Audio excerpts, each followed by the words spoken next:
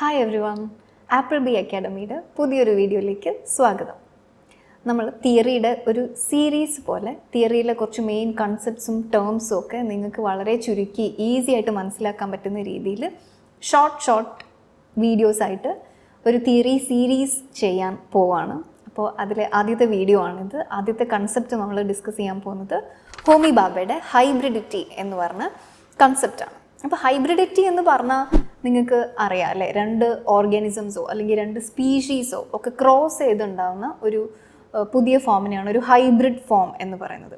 ഭാഭയുടെ കൺസെപ്റ്റിലെ ഹൈബ്രിഡിറ്റിയും ഇതേപോലെ തന്നെയാണ്, പക്ഷെ അത് രണ്ട് കൾച്ചേഴ്സ് മിക്സ് ചെയ്ത് വരുന്ന ഒരു പുതിയ ഫോമിനെയാണ് ഭാഭ ഹൈബ്രിഡിറ്റി എന്നുകൊണ്ട് ഉദ്ദേശിക്കുന്നത്. അപ്പോൾ നമുക്കറിയാം ഇന്ത്യൻ ആൻഡ് അമേരിക്കൻ പേരൻസിന് ഉണ്ടാവുന്ന ഒരു കുട്ടി will be A mix of two. അത് ലാംഗ്വേജിലായാലും കൾച്ചറിലായാലും എല്ലാം ഈ ഒരു ഹൈബ്രിഡ് ഐഡൻറ്റിറ്റിയാണ് മെയിൻറ്റെയിൻ ചെയ്യുക. ഏതെങ്കിലും ഒരു പ്യുവർ ഐഡൻറ്റിറ്റി എന്ന് പറയാനില്ല. ഭാഭ പറയുന്നത് തന്നെ അങ്ങനെ ഒരു പ്യുവർ ഐഡൻറ്റിറ്റി എന്ന് പറഞ്ഞൊരു കാര്യം ഇല്ല എന്നാണ്. എല്ലാം ഹൈബ്രിഡ് ആണ് എന്നാണ് പറയുന്നത്. അപ്പോൾ രണ്ട് കൾച്ചേഴ്സ് ഇൻറ്റർമിക്സ് ചെയ്ത് ഉണ്ടാകുന്ന ഒരു പുതിയ കൾച്ചറിനെയാണ് ഹൈബ്രിഡ് കൾച്ചർ അല്ലെങ്കിൽ കൾച്ചറൽ ഹൈബ്രിഡിറ്റി എന്നുകൊണ്ട് ഭാഭ ഉദ്ദേശിക്കുന്നത്.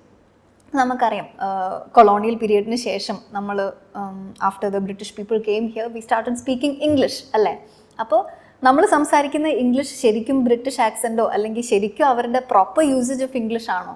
അല്ല, ഇത് നമ്മൾ ഉണ്ടാക്കിയെടുത്ത യൂസേജ് ഓഫ് ഇംഗ്ലീഷ് ആണ്. ഇതിനെയാണ് ഹൈബ്രിഡ് എന്ന് പറയുന്നത്. ഹിംഗ്ലീഷ് എന്നൊക്കെ പറയാറുണ്ട്.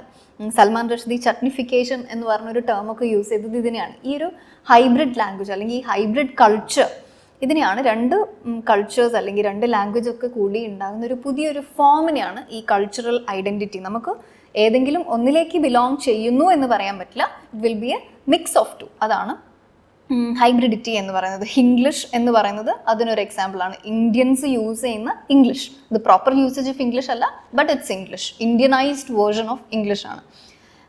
ഇതാണ് ഹൈബ്രിഡിറ്റി. ഈ ഹൈബ്രിഡിറ്റി എല്ലാ ഫീൽഡിലും വരാം കേട്ടോ. അപ്പോൾ ഫുഡിൻ്റെ കാര്യത്തിൽ വരാം, കൾച്ചേഴ്സിൽ വരാം, അതുപോലെ മ്യൂസിക്കിൽ വരാം, ഏത് കാര്യത്തിലും ഈ ഹൈബ്രിഡിറ്റി വരാം. ഫോർ എക്സാമ്പിൾ ഏതെങ്കിലും ഒരു foreign food, for example burger അല്ലെങ്കിൽ പിസ്സ പോലെ ഒരു ഫോറിൻ ഫുഡ് നമ്മുടെ കൺട്രിയിലേക്ക് ഇൻട്രൊഡ്യൂസ് ചെയ്യപ്പെടുമ്പോൾ നമുക്ക് അതിൻ്റെ തനതായ വേർഷൻ മാറി നമുക്ക് അതിനൊരു പുതിയ മീനിങ് ആണല്ലേ കിട്ടുന്നത്. എന്ന് വെച്ചാൽ നമുക്ക് വി ഗെറ്റ് ഒരു തന്തൂരി പനീർ ബർഗർ അല്ലെങ്കിൽ അങ്ങനെ എന്തെങ്കിലും ഒരു Indianised version of that foreign thing. അതാണ് ഈ കൾച്ചറൽ ഹൈബ്രിഡിറ്റി എന്നുള്ള കാര്യം കൊണ്ട് ഉദ്ദേശിക്കുന്നത്.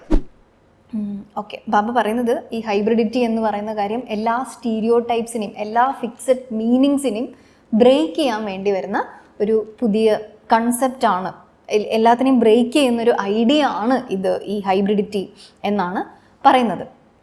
കൾച്ചർ അല്ലെങ്കിൽ ഐഡൻറ്റിറ്റി എന്നൊക്കെ പറയുന്നത് നമുക്കൊരു ഫിക്സഡ് മീനിങ്, അതൊരിക്കലും ചേഞ്ച് ചെയ്യാത്തൊരു pure identity, pure culture, pure language, ഇങ്ങനത്തെ ഒരു മീനിങ് നമ്മൾ കൊടുത്തിരുന്നു. അങ്ങനെ ഒരു കാര്യമില്ല. ഇത് കൾച്ചർ എന്ന് പറയുന്നൊരു കൺസെപ്റ്റ് തന്നെ കോൺസ്റ്റൻ്റ്ലി ചേഞ്ചിങ് ആയിട്ടുള്ളൊരു കാര്യമായിട്ടാണ് ഭാഭ പറയുന്നത്.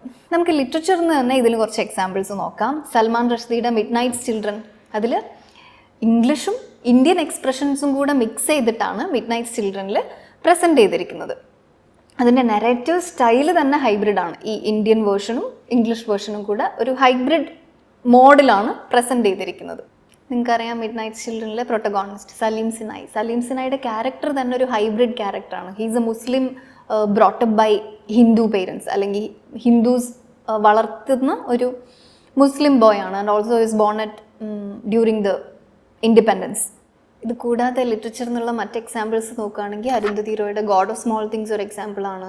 സെയ്ഡി സ്മിത്തിൻ്റെ വൈറ്റ് ടീത്ത് ഒരു എക്സാമ്പിളാണ്. ജുംപ ലാഹിരിയുടെ ദ നെയിം സേക്ക് എന്ന് പറയുന്ന നോവൽ ഒരു എക്സാമ്പിളാണ്. അപ്പോൾ ഇതൊക്കെ ഹൈബ്രിഡിറ്റി, കൾച്ചറൽ ഹൈബ്രിഡിറ്റി കാണിക്കുന്ന നോവൽസിൻ്റെ എക്സാമ്പിളാണ്. അപ്പോൾ ഹൈബ്രിഡിറ്റി എന്ന് പറഞ്ഞ കൺസെപ്റ്റ് ഒരു ചുരുക്കത്തിൽ മനസ്സിലായി എന്ന് വിചാരിക്കുന്നു. ഏതെങ്കിലും ഒരു ഫോറിൻ കാര്യം നമ്മുടെ ഒരു പുതിയ കൾച്ചറിലേക്ക് ഇൻട്രൊഡ്യൂസ് ചെയ്യപ്പെടുമ്പോൾ അതിനൊരു ഹോൾ ന്യൂ മീനിങ് കിട്ടുന്നു. ഇതെല്ലാ ബൗണ്ടറീസിനെയും ബ്രേക്ക് ചെയ്യുന്ന, എല്ലാ ഫിക്സഡ് മീനിങ്സിനെയും ബ്രേക്ക് ചെയ്യുന്ന ഒരു കാര്യമായിട്ടാണ് ഹൈബ്രിഡിറ്റി വർക്ക് ചെയ്യുന്നത്. That's all. ഇനി മറ്റൊരു ടേമുമായിട്ട് മറ്റൊരു കൺസെപ്റ്റുമായിട്ട് അടുത്ത വീഡിയോയിൽ കാണാം. Thank you.